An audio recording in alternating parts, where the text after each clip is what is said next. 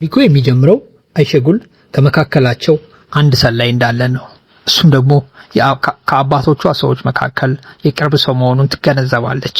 በዚህም ትልቅ ድንጋጤና ግርታ ይፈጥርባታል።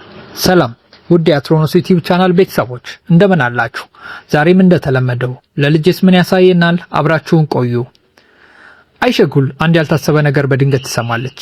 አንድ ሰው ውስጥ አዋቂ ወይም ሰላይ ያለ ሲል የሰማች ሲሆን ይህም የውስጥ ሰው የተሰገሰገው ከማንም ሳይሆን ከአባቷ የቅርብ ሰዎች መካከል መሆኑን ትገነዘባለች።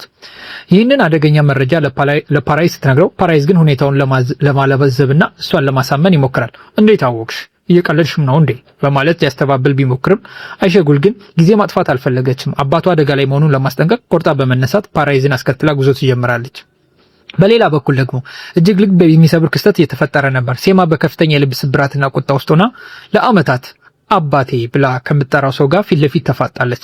ሰፈርን ትቷቸው እንዲወጣ ካደረገች በኋላ አባትየው ሊያረጋጋት ቢሞክርም እንጂህን እንዳታሳርፍብኝ በፍጹም እንዳትነካይ በማለት ታስጠነቅቀዋለች። ሴማ ይህንን ያህል የተሰበረችው ለአመታት እንደ አባት አድርጋ የምትወደው ሰው በእርግጥም የገዛ አባቷ ገዳይ መሆኑን ስለተረዳች ነበር። አባትየውና ሰፈር ሊያስቆሟትና ሁኔታውን ሊያስረዷት ቢሞክሩም ሴማ ግን በሩን ዘግታባቸው ሁሉን ነገር አቋርጣ ትወጣለች። ሰውየውም በድንጋጤ ሰፈርን መኪና እንዲያመጣና በፍጥነት እንዲከተሏት ያዛል።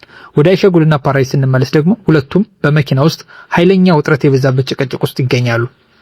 አይሸጉል ክስተቶቹን ማገናኘት ጀምራለች። በአባቷ መኪና ውስጥ አደንዛዥ ዕፅ ያስቀመጠውና በጆሮ አልባ ግድያ ወቅት መሳሪያ የወሰደው ያ ሰው የውስጥ ሰው መሆኑን ተረድታለች።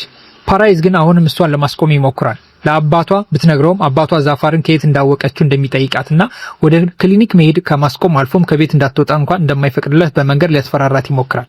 አይሸጉል ግን የፓራይስን መረበሽ ግራ እያጋባት እኔ ለአባቴ በመናገሬ አንተ ለምን ይሄን ያልተረበሽክ ስትል ትጠይቀዋለች። አንድ ስነ ምግባር የጎደለው ሰው አባቷን ከጀርባ ሊመታው እያሴረ እሷ ዝም እንደማትል በቁጣ ትናገራለች።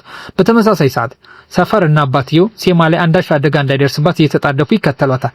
ሴማ ግን በከፍተኛ ሐዘን ውስጥ ሆኖ አባቴ ብዬህ ነበር፣ ይህንን እንዴት ታደርግብኛለህ? ለምን ይህንን አደረክብኝ? እያለች እያነባች ትዕይንቱ ያልቃል።